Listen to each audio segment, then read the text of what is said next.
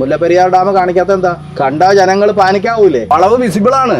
അവിടെ നേരെ പോയി നോക്കിയാലും ഈ വളവ് നമുക്ക് കാണാൻ പറ്റും. ഗൂഗിളിന് തെറ്റ് പറ്റുന്നതുമല്ല. അവിടെ ഉണ്ട്, വളവുണ്ട്, വളഞ്ഞു ഒടിഞ്ഞു. അത് അവിടുത്തെ എഞ്ചിനീയർ തന്നെ സാക്ഷ്യപ്പെടുത്തിയിട്ടുണ്ട്. ഈ എംപവേർഡ് കമ്മിറ്റിയുടെ അടിയിൽ ഒരു സൂപ്പർവൈസറി കമ്മിറ്റി, അതിന്റെ അടിയിൽ സബ് കമ്മിറ്റിയിൽ ഒരുപാട് എഞ്ചിനീയേഴ്സ് ഉണ്ട്. അതിലൊരു എഞ്ചിനീയർ തന്നെ സാക്ഷ്യപ്പെടുത്തിയിട്ടുണ്ട് ഡാം വളഞ്ഞിരിക്കണമെന്ന്. അപ്പൊ ഈ വളവ് യാഥാർത്ഥ്യമാണ്. ഫോട്ടോ പ്രോസസ്സിങ്ങിന്റെ ഭാഗമായിട്ടൊന്നും വന്നതൊന്നുമല്ല. കാരണം ഇത് ചെറിയ സ്ട്രക്ചറാണ്. അത് ഒരു വലിയ സ്ട്രക്ചറിലുണ്ടായ വളവും തിരിവും ഒക്കെ നമുക്ക് ഉണ്ടാക്കിയെടുക്കാൻ പറ്റുന്നതല്ല. ഇത്ര ജനങ്ങൾ മനസ്സിലാക്കണം, ഒരു ഡാമും റിപ്പയർ ചെയ്യാൻ പറ്റില്ല. ഒരു ഭിത്തി, ആ ഭിത്തിയുടെ ഇപ്പുറത്ത് വെള്ളം, ആ വെള്ളത്തിൽ നിൽക്കുന്ന ഭിത്തിയിൽ എന്ത് റിപ്പയർ ചെയ്യാൻ പറ്റുന്ന?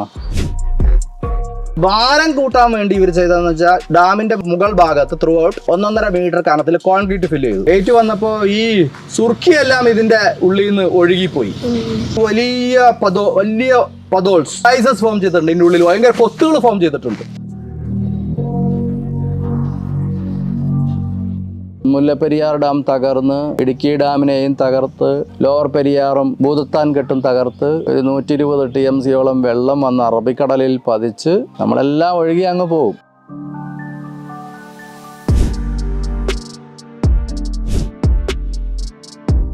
ഒരു ഡാമിന്റെ മുൻവശം, അതായത് ജലം കിടക്കുന്ന വശമല്ല, മറുവശം ഡ്രൈ ആയിരിക്കണം. മുല്ലപ്പെരിയാർ ഡാമിന്റെ ആ മുൻവശത്ത് ഒരു ആന പോയി നിന്നാൽ ആന ആ ചതുപ്പിൽ താഴ്ന്നു പോകും. ഡാമിൽ നിന്ന് സുർക്കി മുഴുവനും ഒലിച്ചു പോയി അവിടെ വലിയൊരു ചതുപ്പ് രൂപപ്പെട്ടിരിക്കുന്നു. അങ്ങനെ പാടില്ല ഒരു ഡാമിന്റെ മുമ്പിലും. അത് തന്നെ ഡാം വീക്കാന്നുള്ളതിന്റെ തെളിവല്ലേ? ആ സുർക്കി എന്ന് പറയുന്ന കോൺക്രീറ്റിന് ഇന്നത്തെ M30 കോൺക്രീറ്റിനേക്കാൾ 6 മടങ്ങ് ശക്തി കുറവാണ്. അതാണ് സുർക്കി. രണ്ട് സുർക്കിക്കൊന്നും വലിയ ബലമൊന്നുമില്ല. പിന്നെ ഇത്രയും നാൾ നിന്നത് ഏഷ്യൻ ഡാം സേഫ്റ്റി അതോറിറ്റി കണ്ടെത്തിയത് ഇമ്മീഡിയറ്റ് ഡീകമ്മീഷൻ ചെയ്യേണ്ട 9 ഡാമുകളിൽ ഒന്നാണെന്നാണ്.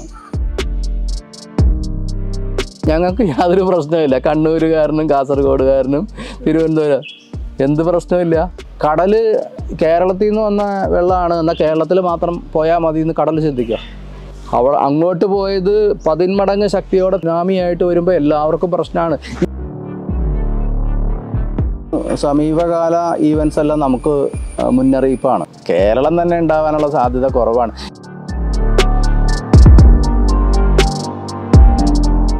ഇത്രയും വെള്ളം ഇങ്ങനെ ഒഴുകി അങ്ങോട്ട് പോകുമ്പോൾ ആ ഒഴുകി പോകുന്ന സ്ഥലം ഇതാവും. അങ്ങോട്ട് തട്ടുന്ന അവൻ്റെ തല അവിടെ പോയി ഇടിക്കുന്നു, ഇങ്ങോട്ട് തട്ടുന്ന അവൻ്റെ ശരീരം പോയി ഇടിക്കുന്നു. അപ്പോൾ ഇത് കോൺക്രീറ്റിൻ്റെ കമ്പി നിൽക്കുന്നു, അവൻ്റെ വയറ് കുത്തി കീറുന്നു. ഇതൊക്കെയാണ് നമ്മൾ കണ്ടുകൊണ്ടിരിക്കുന്നത്.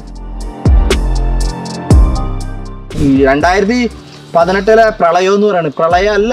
അത് ഡാംസിലെല്ലാം വെള്ളം നിറച്ച് നിർത്തിയിട്ട് പാതിരാക്കി എല്ലാം കൂടി ഒരുമിച്ച് തുറന്നു വിട്ടതാ. നാരായണത്ത് പ്രാന്തൻ ഈ കല്ലുരുട്ട് കയറ്റിയിട്ട് വിടുന്ന പോലെ വെള്ളം നിറച്ച് വെച്ചിട്ട് രക്ഷയില്ലാണ്ട് വന്നപ്പോൾ എല്ലാം കൂടി അങ്ങ് തുറന്നു വിട്ട് മനുഷ്യനെ കൊന്ന സംഭവമാണ്. അല്ലാണ്ട് പ്രളയം അല്ല അത്.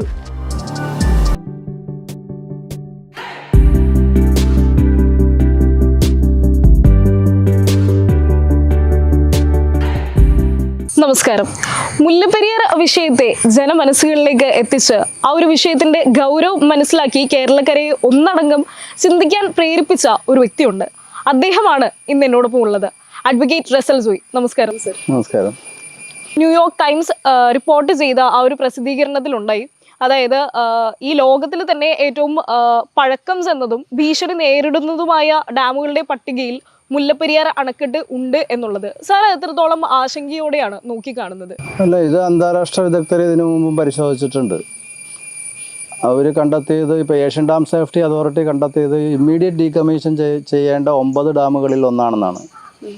അതുപോലെ യുണൈറ്റഡ് നേഷൻസിൻ്റെ അക്കാഡമിക് വിങ് അവർ ഈ ഡാം എക്സാമിൻ ചെയ്തിട്ടുണ്ട്. അവരും പറഞ്ഞിരിക്കുന്നത് ഇമ്മീഡിയറ്റ് ഡീകമ്മീഷൻ ചെയ്യേണ്ട 100 ഡാമുകളിൽ ഒന്നാണെന്നാണ്. ഇതൊരു പുതിയ കാഴ്ചപ്പാടൊന്നും അല്ല ഇത്. പക്ഷെ ന്യൂയോർക്ക് ടൈംസ് പറഞ്ഞപ്പോൾ കുറച്ച് ആധികാരികത വന്നു, അത്രയേ ഉള്ളൂ. ആൾക്കാരിലേക്കും കുറച്ചുകൂടെ സായിപ്പ് പറയണമല്ലോ, അതാണ്. ലിബിയയിലുണ്ടായ ആ ഒരു ഡാം തകർച്ച എനിക്ക് തോന്നുന്നു ഒരു 50-ൽ പരം വർഷങ്ങളായിട്ടുള്ളൂ. ആ ഒരു ഡാമിന്റെ 50-ൽ പരം വർഷങ്ങളായിട്ടുമാണ് ആ ഡാം തകർന്നു വീണതും. ഇത് നമ്മുടെ കേരളക്കരയ്ക്ക് കുറച്ചുകൂടെ നെട്ടലോടെയാണ് കാണുന്നത്. കാരണം നമ്മളുടെ ഇവിടെ 50 വർഷം കാലാവധി ഉള്ളൂ എന്ന് പറയുന്ന മുല്ലപ്പെരിയാറാണ് ഇപ്പോൾ 128 വർഷങ്ങളിലേക്ക് എത്തി നിൽക്കുന്നത്. അപ്പോൾ ഇത് നമ്മൾക്കുള്ളൊരു മുന്നറിയിപ്പ് കൂടിയാണോ? തീർച്ചയായിട്ടും സമീപകാല ഈവൻസ് എല്ലാം നമുക്ക് മുന്നറിയിപ്പാണ്. ഇപ്പോൾ ലിബിയ ആയാലും പിന്നെ ഈ അടുത്ത് സിക്കിമിലുണ്ടായ ഒരു ഭൂകമ്പം ഉണ്ടല്ലോ, ഡൽഹിയിലുണ്ടായ ഭൂകമ്പവും പ്രളയവും, അല്ല ഐ മീൻ സിക്കിമിൽ ഭൂകമ്പവും പ്രളയവും ഉണ്ടായി, ഡൽഹിയിൽ ഭൂകമ്പം ഉണ്ടായി. നമ്മുടെ ചുറ്റുപാടുമൊക്കെ ഭൂകമ്പങ്ങൾ നടക്കുന്നുണ്ട്. ഇവിടെ തന്നെ 2011 തുടങ്ങിയ ഭൂകമ്പങ്ങൾ അതിൻ്റെ ഇൻറ്റൻസിറ്റി, അതിൻ്റെ മാഗ്നിറ്റ്യൂഡ് കൂടി കൂടി വന്ന് ഇപ്പോൾ 3.4 ഫിനിഷ് ചെയ്തിരിക്കുക. 4+ വന്നു കഴിഞ്ഞാൽ ഡാമൊക്കെ നമ്മുടെ തലയിലേക്ക് വീഴും. അതാണ് അവസ്ഥ. അത്ര ഡേഞ്ചറസ് അവസ്ഥയാണ് കേരളത്തിലേത്. കേരളം തന്നെ ഉണ്ടാകാനുള്ള സാധ്യത കുറവാണ്. ഈ ലിബിയയിൽ നമ്മൾ ശ്രദ്ധിക്കേണ്ട ഒരു കാര്യം, ഞാൻ അത്ഭുതത്തോടെ കണ്ട ഒരു കാര്യമാണ്. ലിബിയയിൽ ഡെർണയെ തൂത്തുവാരിക്കൊണ്ട് ഈ വെള്ളം കടലിലേക്ക് പോയത്. പക്ഷെ തിരിച്ചു കയറി വന്നത് ഭയാനകമായ രീതിയിൽ ഒരു സുനാമി പോലെ വന്നിട്ട് മുല്ലപ്പെരിയാർ ഡാമിലുള്ള വെള്ളത്തിൻ്റെ 15ൽ 2 വെള്ളമുള്ളൂ. അത് രണ്ട് ഡാമുകളിലും കൂടി.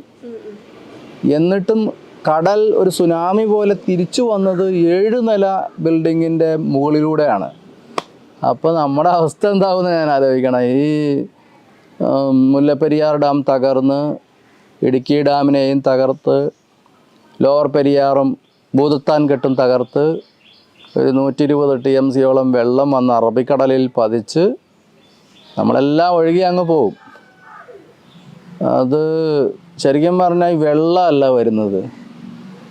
ഇപ്പോൾ ഡാം തകർന്നാൽ ഡാമിൻ്റെ കല്ലുകളും പിന്നെ ചുറ്റുപാടുള്ള മരങ്ങളും പിന്നെ ആളുകളുടെ വാഹനങ്ങളും കെട്ടിടങ്ങളും വീടുകളെയൊക്കെ വഹിച്ചുകൊണ്ടാണ് തന്നെ. അപ്പം ഒരു വെള്ളത്തിൻ്റെ ഫോഴ്സ് അല്ല, അത് നമ്മൾ മനസ്സിലാക്കണം. ഇത് വെള്ളം ഒഴുകി വരുന്ന വെള്ളത്തിൻ്റെ ഫോഴ്സ് അല്ല.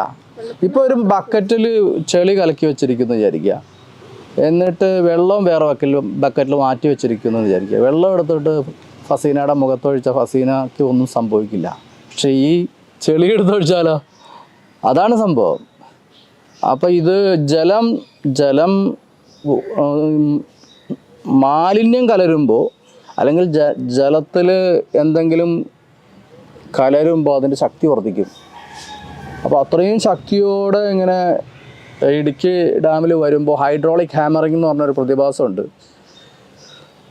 അത് ഇടുക്കി ഡാമിനെ തകർക്കും. ഇടുക്കി ഡാം തന്നെ ഇപ്പോൾ ആർച്ച് ഡാം തന്നെ 2 സെൻറ്റിമീറ്റർ ചരിഞ്ഞിരിക്കുന്നു. പിന്നെ ചെറുതോണിയും കുളമാവും കൂടി ചേരുമ്പോഴാണ് 3 കൂടിയാണ് ഇടുക്കി ഡാം എന്ന് പറയുന്നത്. അതിൽ ചെറുതോണി ഒരു വീക്ക് ഡാമാണ്, അതുപോലെ തന്നെ കുളമാവ് ഡാം ഒരു വീക്ക് ഡാമാണ്.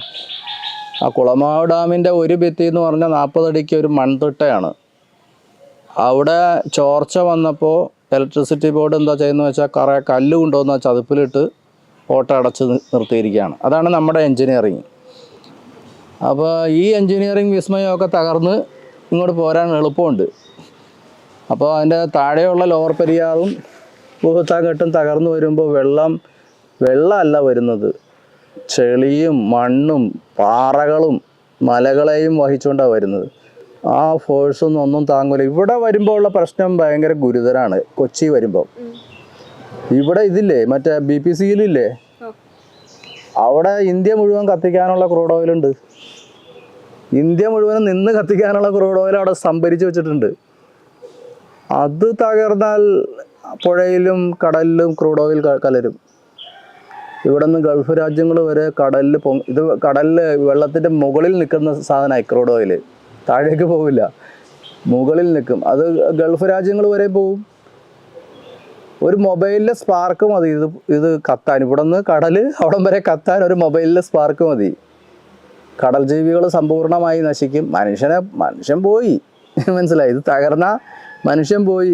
അതായത് ഇപ്പം അങ്ങോട്ട് പോകുന്നത്, ഇപ്പം ഞാൻ പറഞ്ഞില്ലേ, ഈ ലിബിയയിലെ ഡെർണയിൽ തിരിച്ചു കയറി വന്നത് 7 നില പൊക്കത്തിലാന്ന് പറഞ്ഞില്ലേ, 7 നിലയുടെ മേലെ കൂടി. ഇത് വന്നാലുള്ള സ്ഥിതി എന്താ? എറണാകുളത്തെ അമ്പര ചുംബികളെല്ലാം അതിനു മുമ്പേ പോകും. തിരിച്ചു വരുമ്പോൾ കേരളം മുഴുവനും പോകില്ലേ?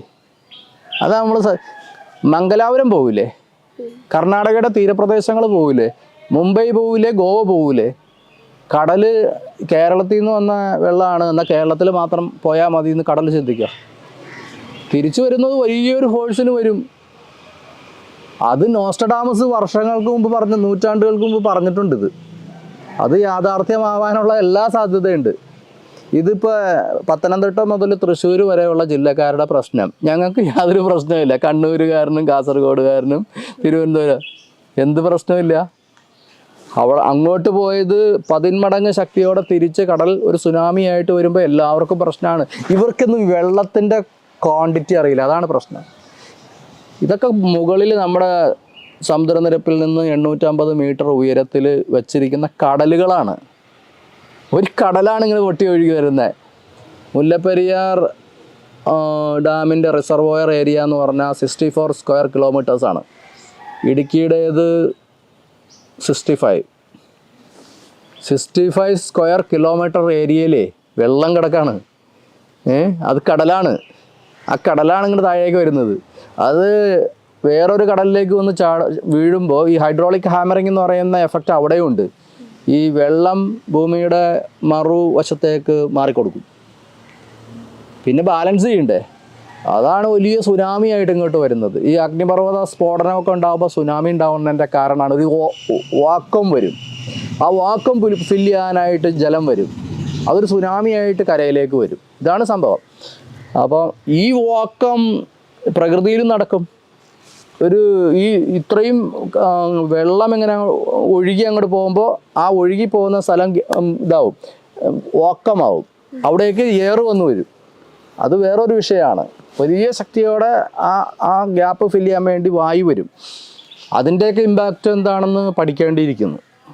ഇപ്പം ഞാൻ ഡെർണയിൽ ശ്രദ്ധിച്ചൊരു കാര്യമുണ്ട്. ഈ വെള്ളം മനുഷ്യനെ എടുത്ത് തട്ടുന്നു. അങ്ങോട്ട് തട്ടുന്നു, അവൻ്റെ തല അവിടെ പോയി ഇടിക്കുന്നു. ഇങ്ങോട്ട് തട്ടുന്നു, അവൻ്റെ ശരീരം പോയി ഇടിക്കുന്നു. അപ്പോൾ ഇത് കോൺക്രീറ്റിൻ്റെ കമ്പി നിൽക്കുന്നു, അവൻ്റെ വയറ് കുത്തി കീറുന്നു. ഇതൊക്കെയാണ് നമ്മൾ കണ്ടുകൊണ്ടിരിക്കുന്നത്. അപ്പോൾ അതിനൊക്കെ ഒരു സമയത്തിൻ്റെ പരിപൂർണതയിൽ അതവിടെ നിലയ്ക്കും. സാർ, അതുപോലെ തന്നെ ഈ അടുത്ത് സോഷ്യൽ മീഡിയയിൽ ഒക്കെ വന്ന് ഒരു ചിത്രമുണ്ട്. സാർ നേരത്തെ പറഞ്ഞ പോലെ മുല്ലപ്പെരിയാർ ഡാം കുറച്ചൊന്ന് വളഞ്ഞിരിക്കുകയാണ്. ഗൂഗിൾ മാപ്പിന്റെ ആ ഒരു ഫോട്ടോയിൽ നോക്കിയാൽ കാണാം കഴിഞ്ഞ വർഷം നേരെയായിരുന്നു, ആൻഡ് ഈ വർഷം നോക്കുമ്പോൾ അത് ചെറിയൊരു വളവുണ്ട് എന്നൊക്കെ. അപ്പോൾ അതിൽ നിന്ന് എന്താണ് നമ്മൾ മനസ്സിലാക്കേണ്ടത്? അല്ല, കഴിഞ്ഞ വർഷം നേരെയായിരുന്നു, ഈ പ്രാവശ്യം കുറച്ച് വളഞ്ഞിരിക്കുന്നു. അടുത്ത വർഷം ഈ ഡാം ഉണ്ടാകുകയാണെങ്കിൽ കൂടുതൽ വളഞ്ഞിരിക്കും, ഇല്ലേ? അത് ഇവരുടെ റിപ്പയറിങ് വർക്ക് കൊണ്ട് ഉണ്ടായതാണ്. കേരളത്തിലെ ജനങ്ങൾ മനസ്സിലാക്കണം, ഒരു ഡാമും റിപ്പയർ ചെയ്യാൻ പറ്റില്ല. ഒരു ജഡ്ജ് ഉണ്ടല്ലോ, ഞാൻ പേര് പറയുന്നില്ല, ഒരു ജഡ്ജ് നിങ്ങൾക്ക് എല്ലാവർക്കും മനസ്സിലായി കാണും. റിപ്പയർ ചെയ്ത് നന്നാക്കിയെന്ന് പറയണേ. നമ്മളെ നേരെ നിർത്തി ജഡ്ജിമാരും വലിയ വലിയ ആളുകളൊക്കെ പറയുമ്പോൾ നമ്മൾ വിശ്വസിക്കും. കാരണം അവർക്ക് വിവരമുണ്ടെന്നാണ് നമ്മുടെ ഒരു അബദ്ധധാരണ. അവർക്ക് വിവരമുണ്ട്, പക്ഷെ അവർക്ക് ഗൂഢലക്ഷ്യങ്ങളും ഉണ്ടാകാം, സ്വാർത്ഥ താല്പര്യങ്ങളും ഉണ്ടാവാം. അതുകൊണ്ട് അവരുടെ വിവരത്തെ മറച്ചു വെച്ചുകൊണ്ട് അവർക്ക് ഹിതമായത് എന്താണോ അതാണ് അവർ പറയുന്നത്. ഡാം റിപ്പയർ ചെയ്യാൻ പറ്റൂല. നിങ്ങളൊന്ന് ആലോചിച്ച് നോക്ക്, ഒരു ഭിത്തി, ആ ഭിത്തിയുടെ ഇപ്പുറത്ത് വെള്ളം, ആ വെള്ളത്തിൽ നിൽക്കുന്ന ഭിത്തിയിൽ എന്ത് റിപ്പയർ ചെയ്യാൻ പറ്റുന്ന? ഇവർ പറയുന്ന റിപ്പയറിങ്ങിനെ കുറിച്ച് ഞാൻ പറയാം. ഇവർ ഈ ഡാമിൻ്റെ മുകൾ ഭാഗത്ത് നിന്ന് താഴെ ബേസ് വരെ, അടിത്തറ വരെ തുരന്നിട്ട് അതിൽ കമ്പി ഇറക്കി കോൺക്രീറ്റ് ഫില്ല് ചെയ്യുന്നതാണ് കേബിൾ ആങ്കറിങ് എന്ന് പറയുന്നത്. അതൊരു 10 മീറ്റർ അകലത്തിൽ ചെയ്യാം. അപ്പോൾ ഇതിൻ്റെ രണ്ട് സ്ഥലത്ത് കേബിൾ ആങ്കറിങ് ചെയ്തതിൻ്റെ സ്ഥലത്ത് ഇടയ്ക്കുള്ള സ്ഥലം അത് പഴയത് തന്നെ, ഒരു വ്യത്യാസമില്ല. അതിൻ്റെ ഉള്ളു പൊള്ളയാണെങ്കിൽ ഉള്ളു പൊള്ളയായിട്ട് തന്നെ. പിന്നെ ഈ ഡാമിൻ്റെ ബേസ് വരെയും തുളച്ചു എന്ന് ഞാൻ വിശ്വസിക്കില്ല. കാരണം എന്ന് വെച്ചാൽ അത്രയും തുളച്ചാൽ അപ്പം തന്നെ ഡാം വീഴും. ഈ കേബിൾ ആങ്കറിങ് ചെയ്ത കോൺട്രാക്ടറെ വിളിച്ചിട്ടേ ഒന്ന് മര്യാദ ചോദിക്കേണ്ട വിധത്തിൽ ചോദിച്ചാൽ ആൾ പറയും നടക്കൂല. അത് കുറേയൊക്കെ തുറന്നു കാണും, കുറേയൊക്കെ തുറന്നിട്ട് കുറേയൊക്കെ ഫില്ല് ചെയ്ത് ജനങ്ങളുടെ കണ്ണിൽ പൊടിയിട്ട് കാണും. അത് ഒരു വസ്തുത. പിന്നെ ഇവർ ചെയ്തതാണ് കോൺക്രീറ്റ് ക്യാപ്പിങ്ങിൻ്റെ പ്രിൻസിപ്പിൾ ഇത്രയേ ഉള്ളൂ. ഭാരം കൂടുമ്പോൾ മറിയാനുള്ള സാധ്യത കുറയും. അത് ശരിയാണ്. ഭാരമുള്ള ഒരു വസ്തു പെട്ടെന്ന് മറിയില്ല. ഒരു കടലാസ് വെച്ചാൽ പറന്നു പോകും, ഒരു കല്ല് വെച്ചാൽ അവിടെ തന്നെ ഇരിക്കും. കാരണം കല്ലിന് ഭാരമുണ്ട്, അതുകൊണ്ടാണ്. അപ്പോൾ ഭാരം കൂട്ടാൻ വേണ്ടി ഇവർ ചെയ്തതെന്ന് വെച്ചാൽ ഡാമിൻ്റെ മുകൾ ഭാഗത്ത് ത്രൂ ഔട്ട് 1.5 മീറ്റർ കനത്തിൽ കോൺക്രീറ്റ് ഫില്ല് ചെയ്തു. അപ്പോൾ എന്തു പറ്റി? വലിയ വെയിറ്റ് വന്നപ്പോൾ ഈ സുർക്കിയെല്ലാം ഇതിൻ്റെ ഉള്ളിൽ നിന്ന് ഒഴുകിപ്പോയി. വലിയ പതോൾസ്, ക്രിവൈസസ് ഫോം ചെയ്തിട്ടുണ്ട്. ഇതിൻ്റെ ഉള്ളിൽ ഭയങ്കര പൊത്തുകൾ ഫോം ചെയ്തിട്ടുണ്ട്. അപ്പോൾ മുകളിൽ ഭാരം വന്നപ്പോൾ ഡാം താഴേക്കിരുന്ന് വളഞ്ഞ് ഒടിഞ്ഞു. ഇപ്പോൾ ഒടിഞ്ഞു നിൽക്കുന്ന ഒരു ഡാമാണ് മുല്ലപ്പെരിയാർ ഡാം, അല്ലാണ്ട് നേരെ നിൽക്കണ ഒരു ഡാം അല്ല. പിന്നെ ചെയ്തത് എന്താന്ന് വെച്ചാൽ നമ്മുടെ വീടുകളിലൊക്കെ സിമൻറ്റ് പോയാൽ നമ്മൾ സിമൻറ്റ് തേച്ച് പിടിപ്പിക്കണ പോലെ പ്ലാസ്റ്ററിങ്, എവിടെയെങ്കിലുമൊക്കെ കല്ല് വെളിയിലേക്ക് തള്ളി നിൽക്കുന്നുണ്ട്, അല്ലെങ്കിൽ ഹോൾസ് പുറത്ത് കാണാം, അവിടെയൊക്കെ സിമൻറ്റ് തേച്ച് ആരും കാണാതെ അടയ്ക്കും. ഇതാണോ റിപ്പയറിങ്? ഇതാണോ ഒരു ഡാമിൻ്റെ റിപ്പയറിങ്? പിന്നെ ഈ സംഭവം ഈ ബോധമില്ലാത്ത ജനങ്ങളുള്ള കേരളത്തിൽ മാത്രമേ ഉള്ളൂ എന്നും കൂടി നമ്മൾ മനസ്സിലാക്കുക. കാരണം എന്നറിയോ, വിദേശ രാജ്യങ്ങളിൽ ഡാം റിപ്പയർ ചെയ്യാറില്ല. ഇപ്പോൾ റിപ്പയറിംഗ് എന്ന് പറയുന്ന കോൺസെപ്റ്റ് തന്നെ ഔട്ട്ഡേറ്റഡ് ആണ്. ഇപ്പോൾ ഒന്നും റിപ്പയർ ചെയ്യാറില്ല. എല്ലാത്തിനും ഒരു എക്സ്പയറി ഡേറ്റ് ഉണ്ട്, സകലതിനുണ്ട്. ഇപ്പോൾ നമ്മൾ ഫ്രാൻസിൽ നിന്ന് റാഫേൽ എയർക്രാഫ്റ്റ് വാങ്ങുന്നു,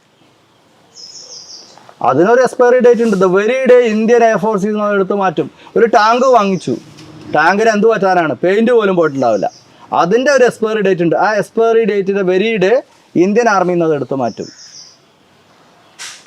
എക്സ്പയറി ഡേറ്റ് കഴിഞ്ഞ ഒരു സാധനവും വികസിത രാജ്യങ്ങൾ സൂക്ഷിക്കാറില്ല.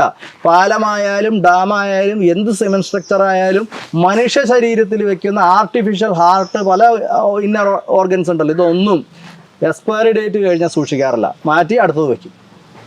അപ്പോൾ ഡാമിൻ്റെ ഒരു എക്സ്പയറി ഡേറ്റ് എന്ന് പറഞ്ഞാൽ ഇപ്പോഴത്തെ മോഡേൺ ഡേ സയൻസ് അനുസരിച്ച് 40 വർഷമാണ്. 40 വർഷം കഴിഞ്ഞാൽ എല്ലാ ഡാംസും സിമൻറ്റ് സ്ട്രക്ചേഴ്സും എടുത്തു മാറ്റും. അപ്പം മുല്ലപ്പെരിയാർ ഡാം ഈ വളഞ്ഞിരിക്കുന്നതിൻ്റെ കാരണം ഈ അശാസ്ത്രീയമായ റിപ്പയറിംഗ് വർക്കാണ്. അതുകൊണ്ട് ഡാം ബലപ്പെട്ടിട്ടില്ല. ഡാം റിപ്പയർ ചെയ്യാതിരുന്നെങ്കിൽ കുറേയെങ്കിലും ബലം ഉണ്ടായാൽ, റിപ്പയർ ചെയ്തതുകൊണ്ട് ഉള്ള ബലവും കൂടി പോയി കുറേയും കൂടി വീക്കായി നമ്മുടെ ആയുസിൻ്റെ ബലം കൊണ്ട് ഇത് മുകളിൽ നിന്ന് താഴേക്ക് വീഴുന്നില്ല. അത്രയേ ഉള്ളൂ, അത്രയും വിചാരിച്ചാൽ മതി. സാർ, ഇപ്പോൾ നമ്മൾ ഗൂഗിൾ മാപ്പിൽ സാറ്റലൈറ്റിന്റെ ഒരു 3D ഇമേജ് നോക്കുമ്പോൾ മുല്ലപ്പെരിയാർ ഡാം ഒരു വളവ് കാണാം. സമയം കഴിഞ്ഞ വർഷം സംബന്ധിച്ച് നേരെയായിരുന്നു, ഇപ്രാവശ്യം ഇത് നോക്കുമ്പോൾ സാർ വളവ് കാണാം. അപ്പൊ അത് ചില ആൾക്കാർ പറയുന്നുണ്ട് ഇതിന് ഫോട്ടോ പ്രോസസ്സിങ്ങിന്റെ എന്തെങ്കിലും ഭാഗമായിട്ടാണോ ഇങ്ങനെ വന്നിരിക്കുന്നത് എന്നൊക്കെ. ഫോട്ടോ പ്രോസസ്സിങ്ങിൻ്റെ ഭാഗമായിട്ടൊന്നും വന്നതൊന്നുമല്ല. കാരണം ഇത് ചെറിയ സ്ട്രക്ചറാണത്. വളവ് വിസിബിളാണ്. അവിടെ നേരെ പോയി നോക്കിയാലും ഈ വളവ് നമുക്ക് കാണാൻ പറ്റും. വളവ് വിസിബിളാണ്. അത് ഒരു ചെറിയ സ്ട്രക്ചറാണ്. ഒരു ചെറിയ സ്ട്രക്ചർ വലുതാണെങ്കിൽ നമുക്ക് കൺഫ്യൂഷൻ ഉണ്ടാവാം. ഇതൊരു വലിയ സ്ട്രക്ചറിലുണ്ടായ വളവും തിരിവും ഒക്കെ നമുക്ക് ഉണ്ടാക്കിയെടുക്കാൻ പറ്റുന്നതല്ല, നമുക്ക് ചിത്രത്തിലൂടെ ഉണ്ടാക്കി എടുക്കാൻ പറ്റുന്നില്ല, ഗൂഗിളിന് തെറ്റ് പറ്റുന്നതുമല്ല. അവിടെ ഉണ്ട്, വളവുണ്ട്, വളഞ്ഞു ഒടിഞ്ഞു. അതവിടുത്തെ എഞ്ചിനീയർ തന്നെ സാക്ഷ്യപ്പെടുത്തിയിട്ടുണ്ട്. ഈ എംബോർഡ് കമ്മിറ്റിയുടെ അടിയിൽ ഒരു സൂപ്പർവൈസറി കമ്മിറ്റി, അതിൻ്റെ അടിയിൽ സബ് കമ്മിറ്റിയിൽ ഒരുപാട് എഞ്ചിനീയേഴ്സ് ഉണ്ട്. അതിലൊരു എഞ്ചിനീയർ തന്നെ സാക്ഷ്യപ്പെടുത്തിയിട്ടുണ്ട് ഡാം വളഞ്ഞായിരിക്കണമെന്ന്. അപ്പോൾ ഈ വളവ് യാഥാർത്ഥ്യമാണ്. ഇത് ഗൂഗിളിൽ നോക്കിയാൽ ആർക്കും മനസ്സിലാവുന്നതാണ്. ചെറിയൊരു സ്ട്രക്ചറിൽ ഉണ്ടാകുന്ന ഒരു മിസ്റ്റേക്ക് ഒന്നുമില്ല. വലിയ സ്ട്രക്ചർ ആയതുകൊണ്ട് നന്നായി വിസിബിളാണ്. ആളുകളിൽ മറ്റൊരു ആശങ്ക കൂടെ ഈ ഒരു ചിത്രം വഴി ഉണ്ടാക്കുന്നുണ്ട്. അതുപോലെ തന്നെ 2007 ആ ഒരു സമയത്ത് ജലനിരപ്പ് ഒരു 111 അടിയായിട്ട് താഴ്ന്നപ്പോൾ ഒരാൾ സാഹസികമായിട്ട് കുറച്ച് ഫോട്ടോസ് എടുത്തിട്ടുണ്ടായിരുന്നു. കറക്റ്റ് ഓർക്കുന്നില്ല. അദ്ദേഹം എടുത്ത ആ ഒരു പിക്കിലൂടെ ആയിരുന്നു പിന്നീട് ആളുകൾക്ക് മനസ്സിലായത് അവിടെ ചോർച്ച ഉണ്ട്, അല്ലെങ്കിൽ ആ ഒരു വിള്ളലുണ്ട് എന്നൊക്കെ. അതും ഒരു തരത്തിലുള്ള ഒരു എന്താ പറയാ, ഒരു തരത്തില് ജനങ്ങൾക്ക് നൽകുന്ന ഒരു സന്ദേശം കൂടിയാണ് ഡാം ഈസ് വീക്ക് എന്നുള്ളത്. അതെ. ഈ സുപ്രീം കോടതി, എംബോർഡ് കമ്മിറ്റി, അതിൻ്റെ അടിയിൽ സൂപ്പർവൈസറി കമ്മിറ്റി, ഇങ്ങനെയൊക്കെ ലോകത്തിൽ ഒരിടത്തുമില്ല. മനസ്സിലായോ? ഒരു ഡാം എങ്ങനെയാണ് മെയിൻറ്റെയിൻ ചെയ്യേണ്ടതെന്ന് ഡാം മാനുവലിൽ പറയുന്നുണ്ട്. അതേ ഉള്ളൂ എല്ലാ ഡാമിലും. അത് പ്രകാരം ചെയ്യുന്നുണ്ടോ ഇല്ലെന്നൊക്കെ ഗവൺമെൻറ് സൂപ്പർവൈസ് ചെയ്യുക, അത്രയേ ഉള്ളൂ. അതിന് പകരം ഒരു എംബോർഡ് കമ്മിറ്റി ഉണ്ടാക്കി വെച്ചിരിക്കുന്നു, സുപ്രീം കോടതിയെ മിസ്ഗൈഡ് ചെയ്തുകൊണ്ട്. അതിൻ്റെ അടിയിൽ ഒരു സൂപ്പർവൈസറി കമ്മിറ്റി ഉണ്ടാക്കി വെച്ചിരിക്കുന്നു. ഈ 2 കമ്മിറ്റികളും പിരിച്ചു വിട്ടിട്ട് ഡാം മാനുവൽ അനുസരിച്ച് കാര്യങ്ങൾ പോകുന്നുണ്ടോ എന്ന് നോക്കാനായിട്ട് ഒരു വിദഗ്ധ സമിതിയെ വെച്ചാണ് ചെയ്യേണ്ടത്. കോടതി ചെയ്യേണ്ടത് അതാണ്. സുപ്രീം കോടതിയെ വളരെ സമർത്ഥമായി തെറ്റിദ്ധരിപ്പിക്കാനായിട്ട് കേരളത്തിനും തമിഴ്നാടിനും സാധിച്ചിട്ടുണ്ട്. പിന്നെ ഇവർ കോടതിയെ തെറ്റിദ്ധരിപ്പിച്ച ഒരു കാര്യമുണ്ട്. ഇവരാണോ തമിഴ്നാട് മാത്രമാണോ ബ്രിട്ടീഷ് ഇന്ത്യയുടെ സക്സസർ. നമ്മളും ബ്രിട്ടീഷ് ഇന്ത്യയുടെ സക്സസറാണ്. നമ്മുടെ മലബാർ ബ്രിട്ടീഷ് ഇന്ത്യയിലായിരുന്നു. ബ്രിട്ടീഷ് ഇന്ത്യയുടെ സക്സസേഴ്സ് എന്ന് വെച്ചാൽ 14ഓളം സ്റ്റേറ്റുകൾ including the union territory of Lakshadweep. അതാണ് ബ്രിട്ടീഷ് ഇന്ത്യ. അപ്പോൾ ബ്രിട്ടീഷ് ഇന്ത്യയും തിരുവിതാംകൂറുമായിട്ട് ഒരു കരാറുണ്ടാക്കുമ്പോൾ ആ കരാറിനെ ബേസ് ചെയ്തൊരു ലിറ്റിഗേഷൻ വരുമ്പോൾ ഇവരെല്ലാവരും ആ ലിറ്റിഗേഷനിൽ കക്ഷികളാവണം. അല്ലാണ്ട് കേരളവും തമിഴ്നാടും കൂടി പോയി സുപ്രീം കോടതിയിൽ കേസ് കൊടുത്തിട്ട് കോടതിയെ തെറ്റിദ്ധരിപ്പിക്കുകയല്ല വേണ്ടത്. ബ്രിട്ടീഷ് ഇന്ത്യയുടെ സക്സസേഴ്സ് മുഴുവനും വരണം, തിരുവിതാംകൂറിൻ്റെ സക്സസേഴ്സ് വരണം. ഇപ്പോൾ കരാറിൻ്റെ അവസ്ഥ വളരെ പരിഹാസ്യമായ അവസ്ഥയാണ്. കാരണം എന്ന് വെച്ച് കഴിഞ്ഞാൽ ബ്രിട്ടീഷ് ഇന്ത്യയുടെ സക്സസറാണ് കേരളം, ബ്രിട്ടീഷ് ഇന്ത്യയുടെ സക്സസറാണ് തമിഴ്നാട്, തിരുവിതാംകൂറിൻ്റെ സക്സസറാണ് കേരളം, തിരുവിതാംകൂറിൻ്റെ തന്നെ സക്സസറാണ് തമിഴ്നാടും. കാരണം നമ്മുടെ കന്യാകുമാരി ഇപ്പോൾ അവിടെയാണ്. അപ്പോൾ എന്താണ് ഇപ്പോഴത്തെ ലീഗൽ സ്റ്റാറ്റസ് എന്താണ്? കരാറിനെ സംബന്ധിച്ചിടത്തോളം കൊടുക്കുന്നവനും വാങ്ങുന്നവനും ഒരാൾ, മനസ്സിലായ? കരാറിൽ ഏർപ്പെടുന്നവൻ ലെസ്സറും ലെസ്സിയും ഒരാൾ. എന്തോ കരാറായത്? കൊടുക്കുന്നവൻ ഞാൻ, വാങ്ങുന്നവനും ഞാനായ പിന്നെ എന്താ കരാറ്? അതുപോലെ തന്നെ സുപ്രീം കോടതിയിൽ പണ്ട് സുപ്രീം കോടതിയുടെ അഡ്വക്കേറ്റ് ആയിരുന്ന മിസ്റ്റർ ബോബ്ഡെ അവിടെ ഒരു രേഖ എടുത്ത് കാണിച്ചു. കേരളത്തിൻ്റെ ഇറിഗേഷൻ ഡിപ്പാർട്ട്മെൻറ്റിൻ്റെ രേഖയാണ്. ഈ രേഖയിൽ പറയുന്നത് Mullaperiyar river is an inter state river എന്നാണ്. എങ്ങനെ? അന്തർ സംസ്ഥാന നദി. എങ്ങനെ? കേരളത്തിൽ ഉത്ഭവിച്ച് കേരളത്തിലൂടെ മാത്രം ഒഴുകി അറബിക്കടലിൽ പതിക്കുന്ന ഒരു നദി എങ്ങനെ തമിഴ്നാട്ടുകാരൻ്റെ കൂടി സ്വന്തമായി ഇൻ്റർ സ്റ്റേറ്റ് ആവണത്? അത് കേരളത്തിൻ്റെ ഇറിഗേഷൻ ഡിപ്പാർട്ട്മെൻറ്റ് കൊണ്ടുവന്ന രേഖ വെച്ചിട്ട് അവർ പറയണേ. അന്ന് കേരളത്തിൻ്റെ വക്കീൽ കപിൽ സിബൽ ആയിരുന്നു എന്ന് എൻ്റെ ഒരു ഓർമ്മ. കപിൽ സിബലിന് പറയാമായിരുന്നു, അത് ഞങ്ങൾക്ക് പറ്റിയൊരു മിസ്റ്റേക്ക്, ഇന്ത്യ ഗവൺമെൻറ് ഒരു സർവേ കമ്മീഷൻ വെക്കട്ടെ, അല്ലെങ്കിൽ ഒരു അഡ്വക്കേറ്റ്സ് കമ്മീഷണർ ഒരു with the help of technical expertise അത് വെക്കട്ടെ. അങ്ങനെ ഇപ്പോൾ ആണെങ്കിൽ ഡിജിറ്റൽ സർവേ ആണ്, ഒരു സെൻറ്റിമീറ്ററിൻ്റെ വ്യത്യാസം ഉണ്ടെങ്കിൽ കണ്ടെത്താൻ പറ്റും. അങ്ങനെ ഒരു സർവേ നടത്തി ഈ നദി ആരുടെയാണെന്ന് പറയട്ടെ എന്നായിരുന്നു കേരളത്തിൻ്റെ വക്കീൽ പറയേണ്ടത്. മിണ്ടിയില്ല. അങ്ങനെ മിണ്ടാതിരിക്കാനാണ്, പല സന്ദർഭങ്ങളിലും ഇങ്ങനെ മിണ്ടാതിരിക്കാനാണ്. വേറൊരു സന്ദർഭം സുപ്രീം കോടതി ചോദിച്ചു, ഒരു പഴയ ഡാമിന് പകരം പുതിയ ഡാം പണിതുകൂടെ? നിങ്ങൾ ഇതിൻ്റെ അടിയിൽ ഉറങ്ങിക്കിടക്കുകയാണോ? നിങ്ങൾ എന്താണ് സന്ദർഭത്തിൽ ഉയരാത്തത്? ഇത് ദീപക് മിശ്ര എന്ന് പറയുന്ന ഒരു ഗ്രേറ്റ് ജഡ്ജ് എൻ്റെ കേസിൽ ചോദിച്ചതാണ്. അപ്പോഴും ഈ വക്കീൽ മിണ്ടിയിട്ടില്ല. അപ്പോൾ മിണ്ടാതിരിക്കാനാണ് ഈ വക്കീലിന് 8 കോടി രൂപ നമ്മുടെ നികുതി പണം എടുത്ത് കൊടുക്കുന്നത്. കടൽ കത്തുന്നത് മാത്രമല്ല, ഇവിടെ എത്ര കെമിക്കൽ ഫാക്ടറീസ് ഉണ്ട്? എത്ര കെമിക്കൽ ഫാക്ടറീസ് ഉണ്ട്? അവിടത്തൊക്കെ വിഷവാതകങ്ങൾ പുറത്തേക്ക് വന്നാൽ ഭോപ്പാൽ ട്രാജഡിനേക്കാളും വലിയ ട്രാജഡി ആയിരിക്കും. കെമിക്കൽ വാതകങ്ങൾ പുറത്തേക്ക് വന്നു കഴിഞ്ഞാൽ കണ്ണും മൂക്കും ദ്രവിച്ചു പോകുന്ന ഒത്തിരി വാതകങ്ങളുണ്ട്.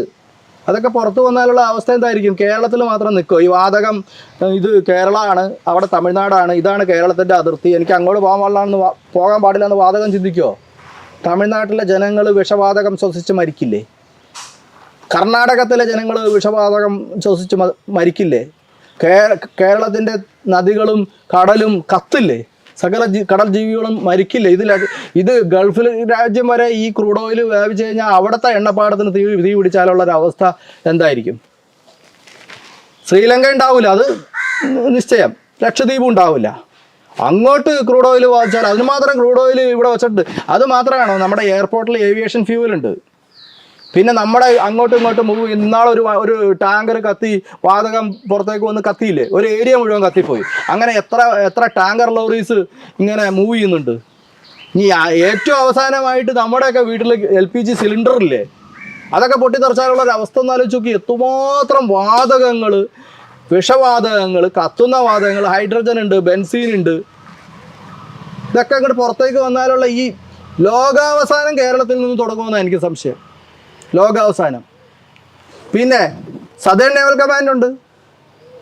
കൊച്ചി സ്ട്രാറ്റജിക് ലൊക്കേഷനാണ്. ഇന്ത്യ ഒരു യുദ്ധം ചെയ്യേണ്ടി വന്നാൽ വാർപ്ലെയിൻസ് പുറപ്പെടേണ്ടത് കൊച്ചിയിൽ നിന്നാണ്.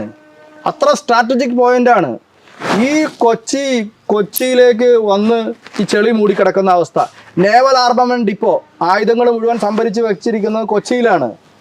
അപ്പോൾ ഈ ചെളി വന്ന് മൂടിക്കിടക്കുന്ന അവസ്ഥ, ഈ കടൽ കത്തുന്ന അവസ്ഥ, ഈ വിഷവാതകങ്ങൾ ബഹിർഗമിച്ചിരിക്കുന്ന ഈ അവസ്ഥയിൽ ചൈന ഒരു വാർ ഡിക്ലെയർ ചെയ്താൽ ആലോചിച്ച് നോക്ക്, ചൈന ആ സമയം നോക്കി ഒരു വാർ ഡിക്ലെയർ ചെയ്താൽ ഇന്ത്യയുടെ അവസ്ഥ എന്തായിരിക്കും? ഇന്ത്യ ഇപ്പോൾ ചന്ദ്രയാൻ 3, ആദിത്യ L1, പിന്നെ G20 സമ്മിറ്റ്, ഇങ്ങനെ എല്ലാം കൊണ്ടും ഇന്ത്യ തിളങ്ങി നിൽക്കുന്ന ഈ സമയത്ത് ഇന്ത്യയുടെ പതനം എന്തായിരിക്കും? ഇന്ത്യയുടെ നാണക്കേട് എന്തായിരിക്കും? സ്ട്രാറ്റജിക് ലൊക്കേഷനിൽ സ്ഥിതി ചെയ്യുന്ന നേവൽ കമാൻഡിൻ്റെ അവസ്ഥ എന്തായിരിക്കും? എനിക്ക് ബലമായ സംശയമുണ്ട്. രാജ്യവിരുദ്ധ ശക്തികളാണോ, ദേശവിരുദ്ധ ശക്തികളാണോ ഈ മുല്ലപ്പെരിയാർ ഡാമിനെ അവിടെ നിലനിർത്തിയിരിക്കുന്നത്? ഈ സദേൺ നേവൽ കമാൻഡിന് ഇങ്ങനെ ഒരു നാശമുണ്ടാവണം, നേവൽ ആർമമെൻറ്റ് ഡിപ്പോയ്ക്ക് ഇങ്ങനെ ഒരു നാശമുണ്ടാകണം എന്ന് ചിന്തിച്ച് പ്ലാൻ ചെയ്ത് ഈ പൊട്ടിത്തകരാറായ മുല്ലപ്പെരിയാറിനെ ഇപ്പോഴും 129ാമത്തെ വയസ്സിലും അവിടെ നിലനിർത്തിയിരിക്കുന്നത് ദേശവിരുദ്ധ ശക്തികളാണോ രാജ്യവിരുദ്ധ ശക്തികളാണോ എന്ന് കേന്ദ്ര സർക്കാർ അന്വേഷിക്കണം. സർ, ഇത് നേരത്തെ കാണിച്ചു പോലത്തെ ഒരു ഫോട്ടോ ആയിരുന്നു. അതല്ലേ ഗാലറി അല്ലേ? അതെ അതെ. ഇതും എന്ന് പറയുമ്പോൾ ഇതിലെ ആ ഒരു വിള്ളലൊക്കെ നമ്മൾ അത്രയും പേടിയോടെ കണ്ടിരുന്ന ഒരു ഇതായിരുന്നു. ആൻഡ് ഇപ്പോഴും ഇതിനേലും വേഴ്സ്റ്റ് സിറ്റുവേഷൻ ആയിരിക്കും സർ. ഇത് 2007 അടച്ചു വെച്ചിരിക്കുക. അത് എപ്പോഴാണ് തള്ളിപ്പോലെന്ന് പറയാൻ പറ്റൂല. ഈ പുറമേയുള്ള പരിപാടിയല്ല, അവിടെ ഒരു 5ന്റെ മോട്ടർ അടിക്കണ പോലെ വെള്ളം വന്നുകൊണ്ടിരുന്ന ഗാലറി കൂടെ. ഗാലറി മുഴുവനും ഒരു സ്ഥലത്തല്ല, പല സ്ഥലത്ത് ചോർച്ച വന്നിട്ട് ഇങ്ങനെ ഒഴുകിക്കൊണ്ടിരുന്നതാണ് ഗാലറിയുടെ ഉള്ളിൽ കൂടെ. അതൊക്കെ അവരെന്തൊക്കെ കാണിച്ച് അടച്ചു വെച്ചിരിക്കുകയാണ്. അത് എപ്പോഴും അടയ്ക്കും. ഒരു ചെറിയ തുള വന്നാൽ അപ്പം തന്നെ അങ്ങനെ അടച്ചടച്ചടച്ച് കൊണ്ടു നടക്കുക. ഇങ്ങനെ തുളച്ചിട്ടേ ഈ സ്പ്രേ ചെയ്യും, കോൺക്രീറ്റ് സ്പ്രേ ചെയ്യും. കുറേ അകത്തൊക്കെ കയറും. കുറച്ചാളത്തൊക്കെ സമാനമുണ്ട്. പിന്നെ വെള്ളം വരുമ്പോൾ പിന്നെ അതുപോലെ കേരളത്തിലെ ഒട്ടുമിക്ക ഡാമുകളും നമുക്ക് ദൂരെ നിന്ന് പോയി നോക്കി കാണാനെങ്കിലും സാധിക്കും. അതേസമയം മുല്ലപ്പെരിയാർ ഡാം നോക്കുകയാണെങ്കിൽ അത് ഒരു തരത്തിൽ മറച്ചു വെച്ചേക്കുകയാണ് എന്ന് തന്നെ പറയാം. ഒരു തരത്തിൽ പറഞ്ഞാൽ മാധ്യമ പ്രവർത്തകർക്ക് പോലും അവിടെ പോകാൻ ഒരു വിലക്ക് വന്നിരിക്കുകയാണ്.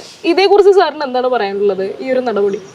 അത് പൂർണ്ണമായും തെറ്റാണ്. കാരണം ജനങ്ങളുടെ നികുതി പണം കൊണ്ട് നികുതി പണം വെച്ച് കൈകാര്യം ചെയ്യുന്ന ഈ ഡാമുകളൊക്കെ ഒരു ഡാമിലും ജനങ്ങളെ കയറ്റില്ല എന്ന് പറയാൻ പറ്റില്ല. ജനങ്ങൾ കയറണം, ജനങ്ങളെ കാണിക്കണം. അവരുടെ പണം കൊണ്ടാണ് ഇതെല്ലാം ചെയ്യുന്നത്. പിന്നെ അത്യാവശ്യം സുരക്ഷ, ചെല്ലുന്ന ആളുകളുടെയും സുരക്ഷ നോക്കണം, ഡാമിൻ്റെയും സുരക്ഷ നോക്കണം. അതിനുള്ള ഒരു മെഷീനറി അവിടെ വേണം. അതിനുള്ള സെക്യൂരിറ്റി പേഴ്സണൽസും കാര്യങ്ങളും എക്യുപ്മെൻസും ക്യാമറ അതുള്ള സാധനങ്ങളൊക്കെ വേണം. പക്ഷെ ഒരു ഡാമിൽ ജനങ്ങളെ പ്രവേശിക്കാൻ പാടില്ല എന്ന് ഒരു ഗവൺമെൻറ് നിശ്ചയിച്ചാൽ അത് ഭരണഘടനാ വിരുദ്ധമാണ്. ഒരു സിറ്റിസൻ്റെ സ്വാതന്ത്ര്യമാണ് അത് കാണേണ്ടത്. മുല്ലപ്പെരിയാർ ഡാം കാണിക്കാത്ത എന്താ? കണ്ടാൽ ജനങ്ങൾ പാനിക്കാവൂലേ? അതായത് ഒരു ഡാമിൻ്റെ മുൻവശം, അതായത് ജലം കിടക്കുന്ന വശമല്ല, മറുവശം ഡ്രൈ ആയിരിക്കണം. ഇപ്പോൾ ഇടുക്കി ഡാമിൻ്റെ മുമ്പിൽ ഫുട്ബോൾ കളിക്കാം. മുല്ലപ്പെരിയാർ ഡാമിൻ്റെ ആ മുൻവശത്ത് ഒരു ആന പോയി നിന്നാൽ ആന ആ ചതുപ്പിൽ താഴ്ന്നു പോകും.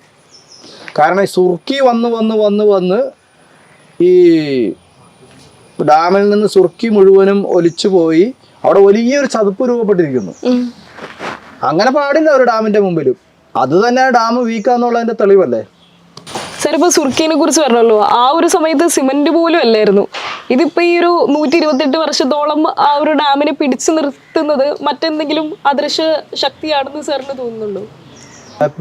PC ജോർജിൻ്റെ ഒരു ഡയലോഗാണ് ഇത്. സുർക്കി കൊണ്ട് ഇത് പണിതിട്ടുള്ളതാണ്. എന്താണ് ശർക്കരയോ എന്തൊക്കെ ഒഴിച്ച് പണിതിട്ടുള്ളതാണ്. അതുകൊണ്ട് ഒരിക്കലും ഇത് പൊട്ടാൻ പോകുന്നില്ല എന്ന് ലാസ്റ്റ് ഒരു രാഷ്ട്രീയക്കാരൻ്റെ അവസാനത്തെ ആയുധം എടുത്ത് പ്രയോഗിച്ചതാണ്. സുർക്കി എന്താണെന്ന് ശ്രീ PC ജോർജ് അല്ല പറയേണ്ടത്, അല്ലാണ്ട് ഈ നാട്ടിൽ കിടക്കുന്ന ആൾക്കാർ മുഴുവനും അല്ല. ഇത് പണിത ആൾക്കാരാണ്. പണിത ആൾക്കാർ വ്യക്തമായിട്ട് രേഖപ്പെടുത്തി വെച്ചിട്ടുണ്ട്. ശ്രീ ജോൺ പെനികുക്കിൻ്റെ അസിസ്റ്റൻ്റ് ഡാം മാനുവലിൽ സുർക്കി എന്താണെന്ന് കൃത്യമായി പറഞ്ഞിട്ടുണ്ട്.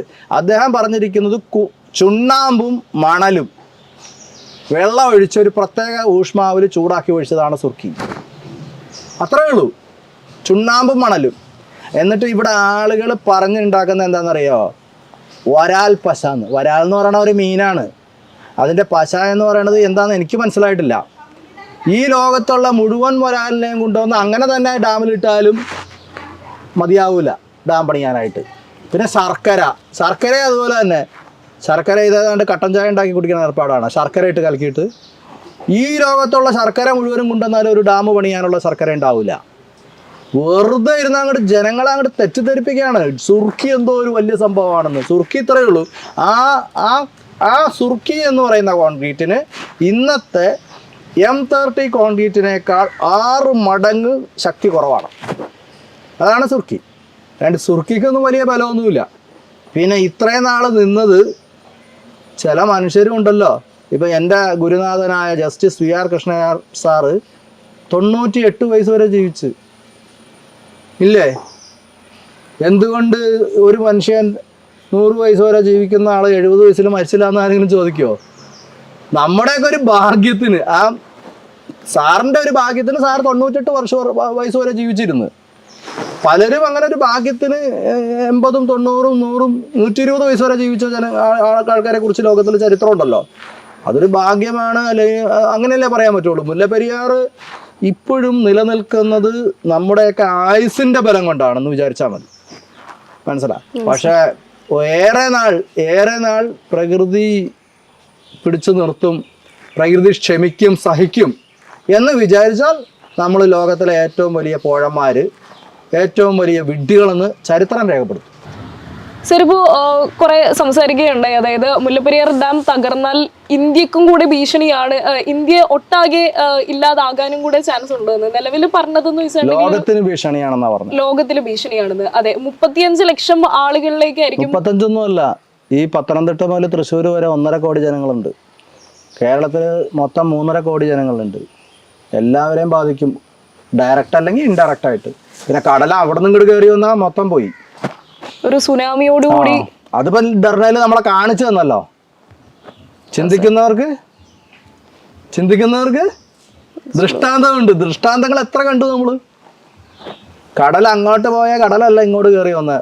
ഡർണയില്, ലിബിയയില് അതിൻ്റെ 10 മടങ്ങ് ശക്തിയിലാണ് വന്നത്. അതായത് അങ്ങോട്ട് പോയപ്പോൾ നിലനിന്ന കെട്ടിടങ്ങളുടെ മേലെ, അതായത് 7 നില കെട്ടിടത്തിൻ്റെ മേലെയാണ് തിരിച്ചു വന്നപ്പോൾ വെള്ളം വന്നത്. മുല്ലപ്പെരിയാർ ഡാം തകർന്നിട്ടുണ്ടെങ്കിൽ സർ എന്തൊക്കെയായിരിക്കും ഇനി സംഭവിക്കുക? അതായത് അതിന്റെ റൂട്ട് എങ്ങനെയായിരിക്കും സർ? അങ്ങനെ പ്രവചിക്കാനാവില്ല. കാരണം എന്ന് വെച്ചാൽ അങ്ങനെ ഒരു ശാസ്ത്ര ശാഖയും ഇല്ല. അതായത് ജലം നല്ലതാണ്, ഞാൻ നേരത്തെ പറഞ്ഞു, ജലം നല്ലതാണ്. പക്ഷെ അത് വലിയ സംഹാരവുമാണ്. ജലത്തിൽ എന്തെങ്കിലും മാലിന്യം കലർന്നാൽ അതിൻ്റെ സംഹാരശേഷി ഇരട്ടിക്കും. അത് കല്ലും മണ്ണും ചെളിയൊക്കെ ആണെങ്കിൽ അതിൻ്റെ സംഹാരശക്തി 100 ടൈംസ് മൾട്ടിപ്ലൈ ചെയ്യും. അപ്പോൾ മുല്ലപ്പെരിയാർ ഡാം തകർന്നു വന്നാൽ 128 കൊല്ലത്തെ ചെളി, ആ കല്ലും പാറക്കഷ്ണങ്ങളും വഴിയിലുള്ള മരങ്ങളും എല്ലാം വഹിച്ചിട്ടാ വന്നെ. മനസ്സിലായ? വെറുതെ വെള്ളം ഒഴുകി വരാല്ല, ആ വെള്ളത്തിൻ്റെ കൂടെ പാറക്കഷ്ണങ്ങളും ഒരുപക്ഷെ ഒരു മല തന്നെ. ഈ 99-ലെ വെള്ളപ്പൊക്കത്തിൽ ഒരു മല ഇല്ലാതായി. അത് വെറും വെള്ളപ്പൊക്കമാണെന്ന് വിചാരിക്കണം. ഇതൊരു മല തന്നെ തകർന്ന് അതും വഹിച്ചുകൊണ്ട് വരാം. മനസ്സിലായി? അതിൻ്റെ ഫോഴ്സ് കണക്കാക്കപ്പെട്ടിരിക്കുന്നത് ഹിരോഷിമയിൽ അമേരിക്ക ഇട്ട ബോംബിൻ്റെ 180 ടൈംസ് ആണ്. അപ്പോൾ എത്ര വലിയ ഫോഴ്സിനാണ് ഇത് വരുന്നത്. അപ്പോൾ ഇതെല്ലാം വഹിച്ചുകൊണ്ട് വരുമ്പോൾ വെള്ളത്തിന് ഭാരം കൂടും, പ്രഹരശേഷി കൂടും. അത് ഇടുക്കി ഡാമിലെത്തുമ്പോൾ അത് നേരെ ഇടുക്കിയിലേക്ക് വരണമെന്നുമില്ല. ഇപ്പം മുമ്പിലുള്ള ഒരു മല തകർന്നു പോയാൽ അതിൻ്റെ ഗതി മാറാം, എവിടേക്ക് വേണമെങ്കിലും പോകാം. പക്ഷേ എങ്ങോട്ട് പോയാലും ഉറപ്പായിട്ടും അത് ഇടുക്കിയിൽ വരും. കാരണം നാച്ചുറൽ ഫ്ലോ അങ്ങനെ ആയതുകൊണ്ട്. വേറെ പല സ്ഥലത്തേക്കും ചെതറിപ്പോയാലും കുറേ ഇടുക്കിയിൽ വരും എങ്ങനെയായാലും. അങ്ങനെ ആണെങ്കിലും നേരിട്ട് ഇടുക്കിയിലേക്ക് വന്നാൽ എങ്ങനെയാണെങ്കിലും ഇടുക്കി ഡാം 2 സെൻറ്റിമീറ്റർ ചരിഞ്ഞാണ് ഇപ്പോൾ ഇരിക്കുന്നത്. അത് മറിഞ്ഞു വീഴുന്നുള്ളത് ഒരു വശം. ആ കുളമാവ് ഡാമിൻ്റെ ഭിത്തി ഞാൻ പറഞ്ഞല്ലോ, 40 അടിക്ക് മണ്ണ് മാത്രമാണ്, അതങ്ങോട്ട് തള്ളിപ്പോകാം. ഈ ചെറുതോണി ഡാമും അത്ര ശക്തിയൊന്നുമുള്ളതൊന്നുമല്ല. അവിടെയാണ് ഷട്ടറുള്ളത്. ഈ കഴിഞ്ഞ വെള്ളപ്പൊക്ക കാലത്ത് ഒരു മരം വന്ന് അവിടെ ഉടക്കാൻ പോയതാ. ഷട്ടർ പൊക്കി ഒരു മരം ഒഴുകി വന്ന് പിന്നെ ഷട്ടർ താത്താൻ പറ്റാത്തോളം മരം അതിൽ കുടുങ്ങാൻ പോയതാണ്. നമ്മുടെയൊക്കെ ആയുസിൻ്റെ ഭാഗ്യം കൊണ്ട് എന്തോ ഈ മരം അവിടെ നിന്ന് മാറ്റുകയും ഷട്ടർ അടയ്ക്കാൻ പറ്റി. അന്ന് ഷട്ടർ അടയ്ക്കാൻ പറ്റിയില്ലെങ്കിൽ ഇപ്പോൾ ഇന്ന് നമുക്ക് ഈ ഇൻ്റർവ്യൂ നടക്കൂലായിരുന്നു. മനസ്സിലായോ? എന്തോ ഒരു എന്താ പറയുക, ഈ കാര്യക്ഷമത ഇല്ലാത്തതിന് എന്താ പറയുക, കാര്യക്ഷമത ഇല്ലാന്ന് തന്നെ പറയാം. ഓക്കെ, എന്തോ ഒരു കാര്യക്ഷമത ഇല്ലാത്ത അവസ്ഥയാണ് കേരള സർക്കാരിന്. ഒരു ഈ 2018 പ്രളയം എന്ന് പറയുന്നത് പ്രളയം അല്ല, അത് ഡാംസിലെല്ലാം വെള്ളം നിറച്ച് നിർത്തിയിട്ട് പാതിരാക്കി എല്ലാം കൂടി ഒരുമിച്ച് തുറന്നു വിട്ടതാ. നാരായണത്ത് പ്രാന്തൻ ഈ കല്ലുരുട്ട് കയറ്റിയിട്ട് വിടണ പോലെ എല്ലാ ഡാംസിലും വെള്ളം, കേരളത്തിലെ സകല ഡാംസിലും വെള്ളം നിറച്ച് വെച്ചിട്ട് രക്ഷയില്ലാണ്ട് വന്നപ്പോൾ എല്ലാം കൂടി അങ്ങ് തുറന്നു വിട്ടു. മനുഷ്യനെ കൊന്ന സംഭവമാണ്, അല്ലാണ്ട് പ്രളയം അല്ല അത്.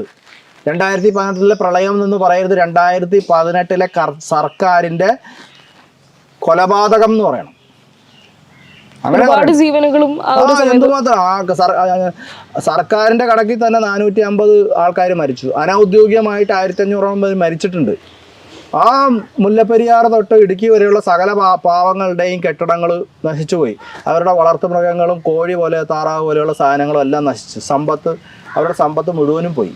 ഈ ആലുവയിൽ തന്നെ എൻ്റെ ഒരു സുഹൃത്തിൻ്റെ 2 വണ്ടി മുങ്ങിപ്പോയി. അവൻ ഇച്ചിരി സാമ്പത്തികമുള്ള ആളാണ്. 2 വണ്ടി മുങ്ങിപ്പോയി. അവൻ്റെ എല്ലാ ഗൃഹോപകരണങ്ങളും വെള്ളത്തിൽ മുങ്ങിപ്പോയി. 15 ലക്ഷത്തിൻ്റെ നഷ്ടം അവനുണ്ടായി.